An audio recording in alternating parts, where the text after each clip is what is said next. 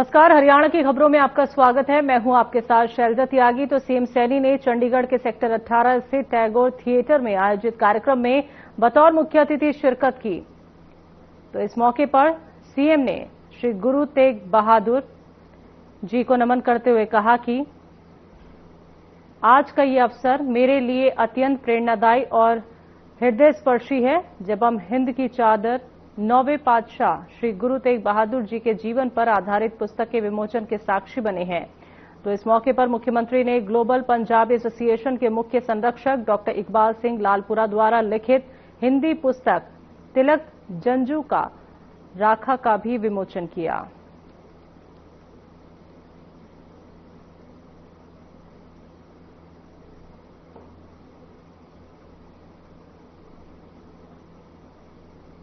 केंद्रीय रेल राज्य मंत्री रवनीत बिट्टू का बड़ा बयान सामने आया है। उन्होंने बताया कि हरियाणा के मुख्यमंत्री नायब सैनी से आईपीएस आत्महत्या मामले को लेकर बातचीत हुई है। सीएम सैनी ने कहा कि सरकार इस मामले में गंभीरता से कदम उठा रही है और आगे भी अहम फैसले लिए जाएंगे।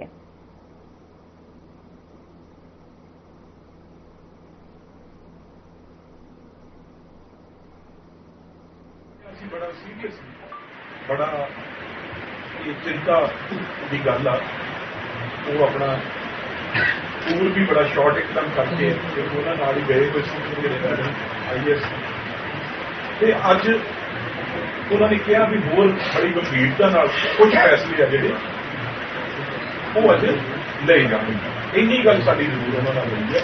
असीं भी सारे ने चिंता प्रगटाई, साडे प्रधान जी अश्विनी जी ने उन्होंने चिंता प्रगटाई ते उन्होंने गल कहा भी अज कई सीरियस जिहड़ियां गलबात वो चल रही है तो अज उहदे कोई ना कोई रिजल्ट आ जिहड़ा वो निकले।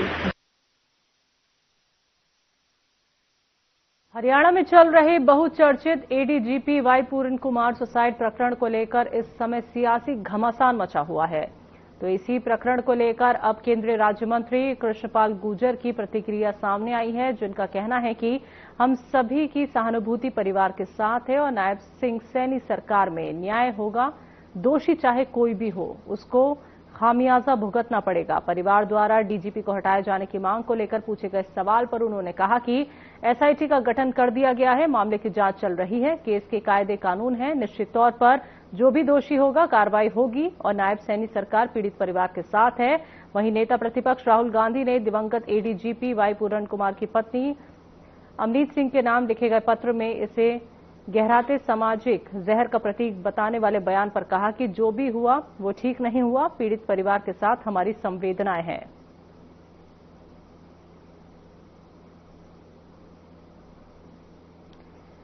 तो आपको बता दें कि लगातार ये मामला गर्माता जा रहा है और आपको बता दें कि आईपीएस वाई पूरन कुमार के आवास पर तमाम नेता भी पहुंच रहे हैं।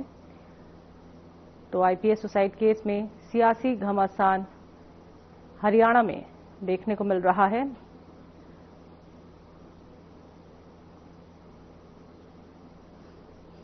तो कांग्रेस सांसद और विधायक आईपीएस वाई पूरन कुमार के आवास पहुंचे, जहां परिवार से मुलाकात की, साथ ही सरकार से पीड़ित परिवार के लिए न्याय की भी मांग की है।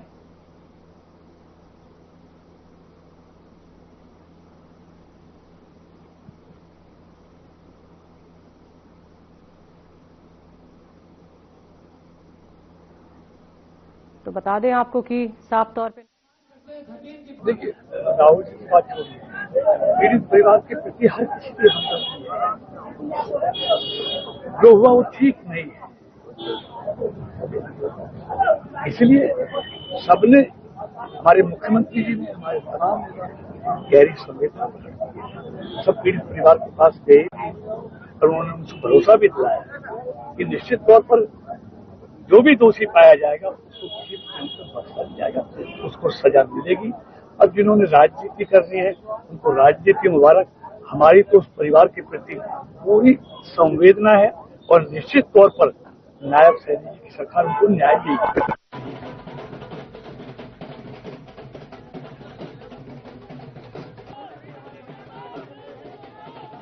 अंबाला से लोकसभा सांसद वरुण मुलाना ने मृतक आईपीएस पूरन सिंह मामले पर बड़ा बयान देते हुए सरकार को कटघरे में खड़ा किया है। उन्होंने कांग्रेस सरकार के समय गीतिका सुसाइड केस का हवाला देते हुए कहा कि तब तत्कालीन गृह मंत्री से इस्तीफा लिया गया था, लेकिन अब एफआईआर में नाम आने के बावजूद डीजीपी और रोहतक एसपी को पदमुक्त नहीं किया गया। तो वरुण मुलाना ने सवाल उठाया कि जब जांच छोटे अधिकारियों को सौंपी गई है और बड़े अफसर अब भी पदों पर बैठे हैं, तो निष्पक्ष जांच कैसे संभव होगी।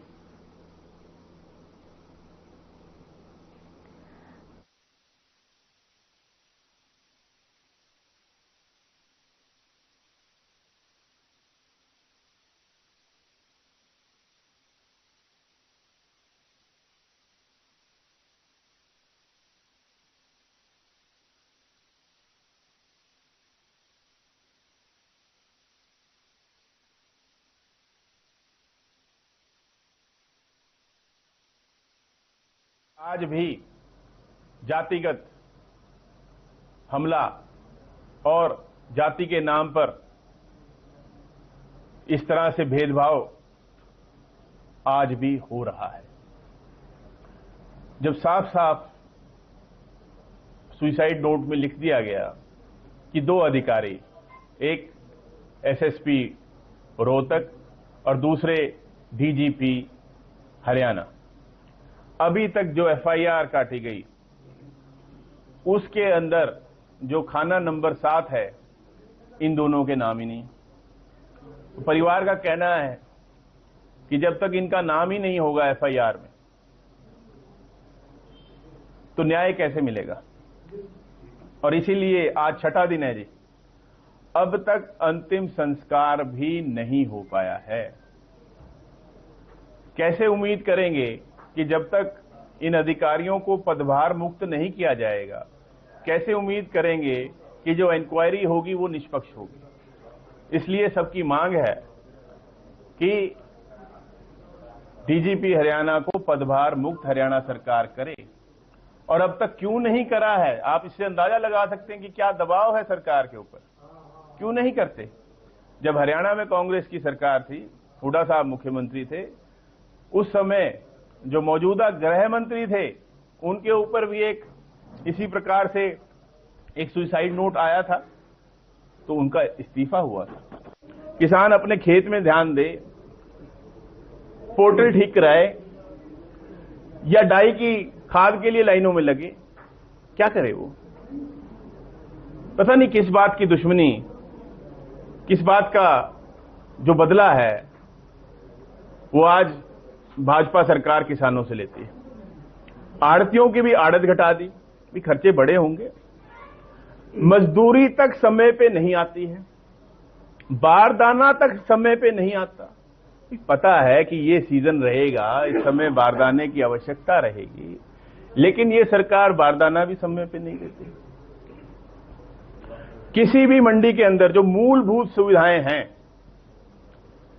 चाहे वो सड़कें हैं, उनकी तरफ कोई ध्यान नहीं। देखिए, ये तो लाडो लक्ष्मी योजना भी चलाई।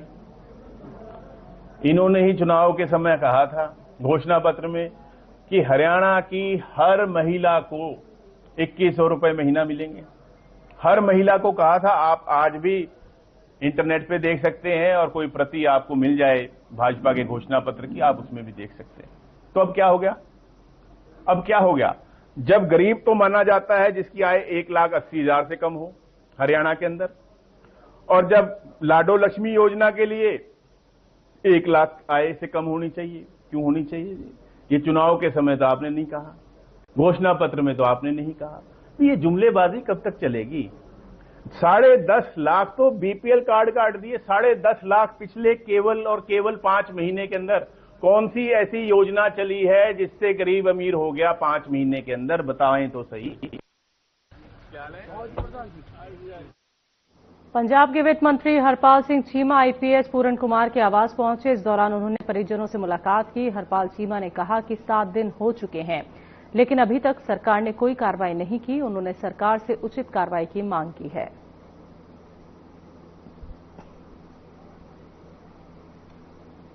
इस देश में हो रहा और आईपीएस का यूपीएस का एग्जाम पास करने के बाद एक डीजीपी के ओहदे तक पहुंचे, एडीजीपी के ओहदे तक पहुंचे और उनके साथ इतना बड़ा अन्याय इस देश में हो रहा है। आज लगभग 7 दिन हो गए, परिवार को इंसाफ नहीं मिला, क्योंकि उन्होंने बहुत सारे लेटर, उन्होंने अपनी जो उनके साथ बेइंसाफी हो रही थी, जो उनके साथ एट्रोसिटी हो रही थी, जो being a Dalit, being a SC community, उनको टारगेट किया जा रहा था। उन्होंने समय समय से हरियाणा की सरकार के मुखिया सीएम के साथ, उनके बड़े अधिकारियों के साथ बहुत बार, अकेले ये नहीं कि उनको मिलकर चर्चा की, लेटर भी लिखे, पर लेकिन अफसोस कोई भी इंसाफ।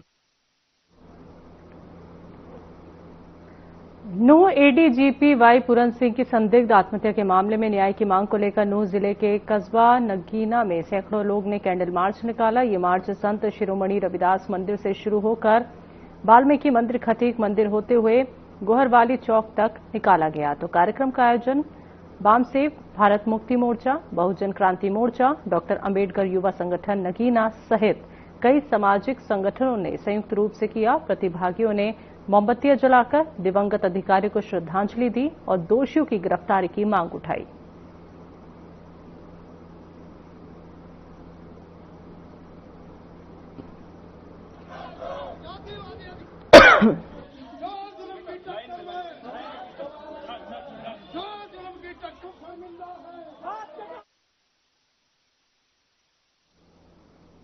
हरियाणा की कैबिनेट मंत्री अनिल विज ने पश्चिम बंगाल की सीएम ममता बनर्जी पर निशाना साधा। विज ने ममता के लड़कियों पर दिए बयान पर पलटवार किया। विज ने और क्या कुछ कहा, आइए आपको सुनवाते हैं।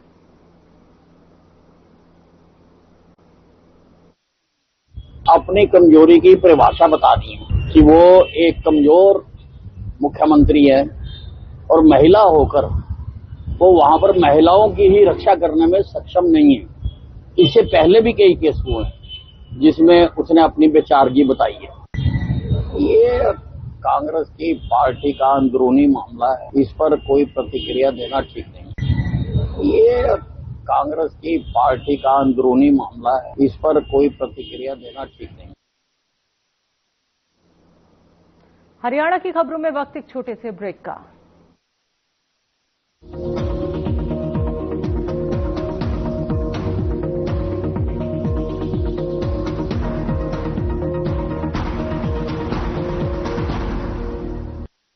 क्या रंग खिला, क्या रूप सजा, मैं ही नहीं दुनिया ने कहा।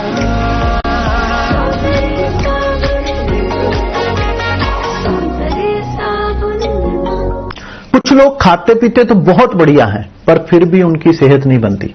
पिचके हुए गाल हैं, हड्डियां निकली हुई हैं, पैंटें ढीली हैं, कपड़े जचते नहीं, कोई पर्सनैलिटी नहीं। ऐसे लगता है इधर से खाए जा रहे हैं, उधर से निकले जा रहा है, क्योंकि उनका पाचन तंत्र खराब है। और जब तक के पाचन तंत्र दुरुस्त नहीं होगा, वो जितना मर्जी अच्छे से अच्छा खा ले, उनकी सेहत नहीं बन सकती। इसलिए हमारी संस्था सन्यासी आयुर्वेदा ने एक ऐसी दवा का निर्माण किया है जो कि आपके लिवर को, आपके पाचन तंत्र को दुरुस्त करने का काम करती है, ताकि आप जो भी खाएं उसका पूरे का पूरा निचोड़ आपके शरीर को लगे, आपकी भूख बढ़े, खाया पिया सही से लगे, नया खून बने, हड्डियों में जान आए, वजन बढ़े और आप मोटे तगड़े खूबसूरत पर्सनैलिटी के मालिक बन जाएं।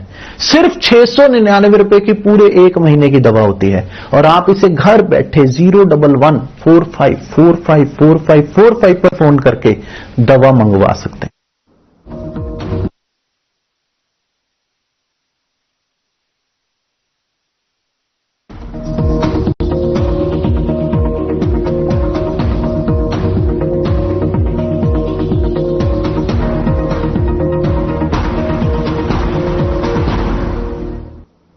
ब्रेक के बाद एक बार फिर से आप सभी का स्वागत है। बात करते हैं अगली खबर की। फरीदाबाद में जिला उपायुक्त विक्रम सिंह यादव ने आदेश जारी कर पटाखों के निर्माण, भंडारण, बिक्री, ऑनलाइन बिक्री और फोड़ने पर पूरी तरह से प्रतिबंध लगाया था। यह आदेश पर्यावरण संरक्षण को ध्यान में रखते हुए लिया गया।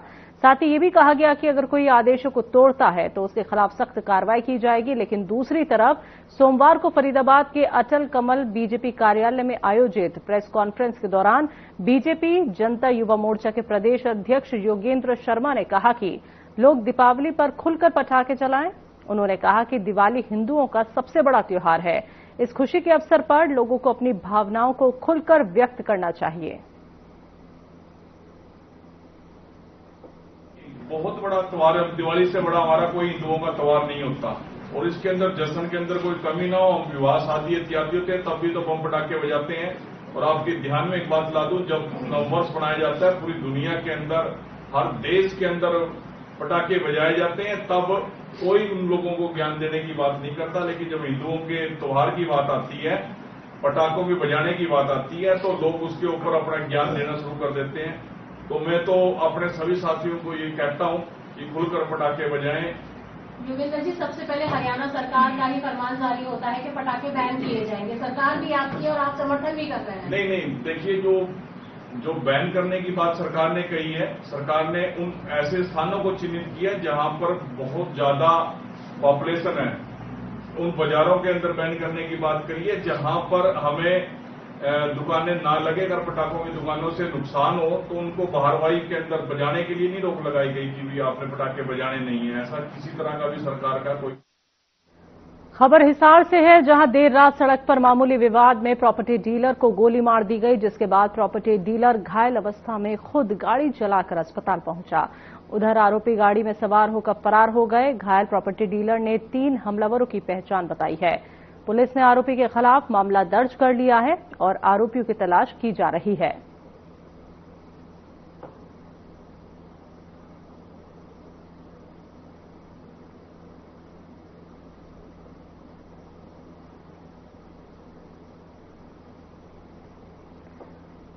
नूंह जिले के तावड़ू खंड के गांव बेरी में जमीनी विवाद को लेकर एक व्यक्ति पर जानलेवा हमला और लूटपाट का मामला सामने आया है। इस मामले में न्याय के लिए पीड़ित जमशेद ने मोहम्मदपुर अहीर थाने में शिकायत दर्ज कराई है। पीड़ित जमशेद ने पुलिस को दी शिकायत में बताया कि वो एक फार्म हाउस पर केयरटेकर का काम करता है और वहीं उसका एक प्लॉट भी है। जब वो अपनी जमीन की पैमाइश कर रहा था तभी कुछ दबंगों ने उस पर हमला कर दिया और उसकी जेब में रखे 2 लाख रुपए और मोबाइल फोन छीन लिए। तो घटना के बाद जमशेद ने तुरंत कॉल कर पुलिस को सूचना दी। सूचना मिलते ही पुलिस टीम मौके पर पहुंची और घटनास्थल का मुआयना किया। वहीं जांच अधिकारी ने बताया कि पुलिस ने शिकायत के आधार पर मामला दर्ज कर जांच शुरू कर दी है और आरोपियों को जल्द गिरफ्तार किया जाएगा।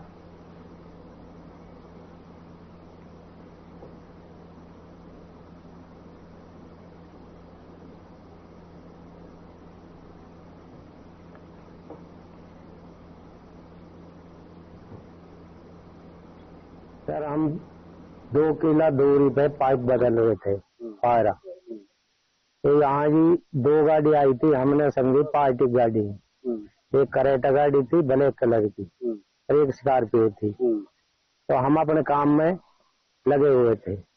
हमने सोचा जी कोई पार्टी वार्टी है, तो उसमें से जी 2-3 बंदे आए और ये गोरख का लड़का था जी शाहरुख, तो वो भी आ रहा था मोहम्मदपुर साइड से। और उन्होंने वो स्कूटर बिठाए 2 आदमी, 2-1-3 है वो। तो ये हम तो अपने काम में वो लगे हुए थे, इतना ध्यान नहीं दिया हमने उनके ऊपर उस टाइम। वो आने पे ही जमशेद भाई के ऊपर उन्होंने हमला कर दिया। तो जी जब इसने आवाज मारी, रोड मचाई, तो हम वहां से भागे। तो हमें जब उन्होंने देख लिया कि वो आदमी आ रहे हैं दूर से, ये 1.5-2 किला दूरी पे थे, वहां से भागे जी। हमें फिर वो देख के भागी, वहां से भाग गए थे। मैं यहाँ सर आशियाना का केयरटेकर हूँ काफी दिन से। मेरे को लिखित में भी दिया हुआ है उन्होंने, सारे डॉक्यूमेंट्स हैं। मैं यहाँ सबका देखता हूँ जी। कल मैं यहाँ डिमार्केशन कर रहा था 4-5 प्लॉटों की, कहीं 19-20 ना हो रहे हो, इधर उधर ना भाग रहे हो। सबके अलग अलग ओनर है, जिनमें एक प्लॉट मेरा भी है सर, उसकी भी मैं कर रहा था। तो कुछ लोग हैं जी बेरी गाँव से, अब्दुल कलाम, गोरख पुत्र और ये अपना शाहरुख, ये लोग आए थे कल यहाँ पे। दिन में ही चक्कर वक्कर काटे। मैं अपने घर से 9 बजे आ गया था यहाँ पे। और ये पूरे दिन में ही हुआ डिमार्केशन जो भी हुआ फरमाइश। वो दिन में कभी स्कूटरी से इधर जा रहे थे, कभी उधर जा रहे थे, कई राउंड लगाए थे उन्होंने पूरे दिन में। हम अपने काम में लगे हुए थे, यहाँ से निकलते थे जाते थे जी। 5 में 4 बजे के यहाँ आए थे जी भवाड़ी से, तो मुझे यहाँ काफी 1 घंटा हो गए थे जी। तो देखा था जमशेद भाई ये निशान मार रहे थे, सफेद वफेद मार रहे थे जी।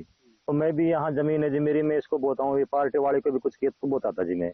उसमें भी 2 प्लाट बिक गई थी जमशेद, उसमें भी निशान मार रहे थे जी। तो मैं फायर बलत रहे थे, वहां से 5 बज गए थे मुझे फायर बलते। तो ये अब ये शाहरुख भाई है मास्टर का, गोरख मास्टर का, तो इस साइड से आए मोहम्मद सुपर साइड से, तो यहाँ स्कूटरी उसने खड़ी की थी जी। मैं देख रहा था तो वहां जमशेद खड़ा था उस कोना पे, तो आए तो जमशेद को आते ही वे गुत गए थे जी। तो जमशेद ने फिर और मचाई, वो मरवा देंगे, मार देंगे, मैं मार दो, आयो भाई बचाओ। तो यहाँ आया तो मैं इतना आया तो भगा। मैंने देखा तो शाहरुख वहां भाग गया था जी, तो कम से कम 50 मीटर दूर चला गया था जी।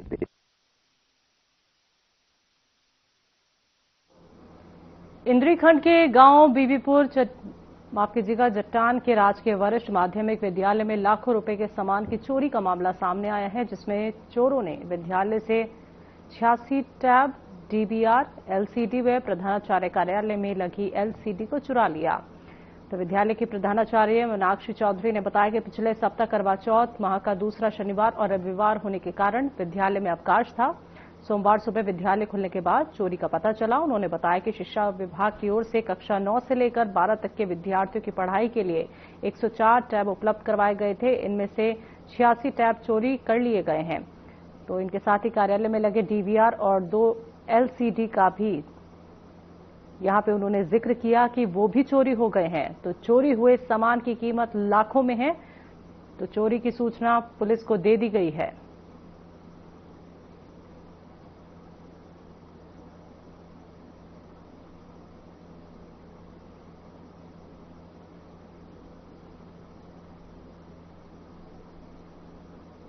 छुट्टियों के बाद स्कूल खोला गया तो सुबह पता चला कि स्कूल में चोरी हो गई है। सारे ताले टूटे हुए थे। इसमें हमारे स्कूल के जो टैब हैं वो चोरी किए गए हैं। उसके बीच में चार्जर भी थे, सब चोरी कर लिया गया। सारे अलमारियों के ताले टूटे हुए हैं। ऑफिस में जो डीवीआर और एलसीडी थी वो भी चोरी की हुई है। कितने टैब है मैम, कितनी चोरी हुई है? ये अभी रिकॉर्ड में हमने गए 100 के करीब टैब है। कीमत की बात करें तो एक टैब की कीमत लगभग 17 से 18 हजार है। तो छुट्टियों के हरियाणा की खबरों में अभी के लिए इतना ही। मुझे दीजिए इजाजत। नमस्कार।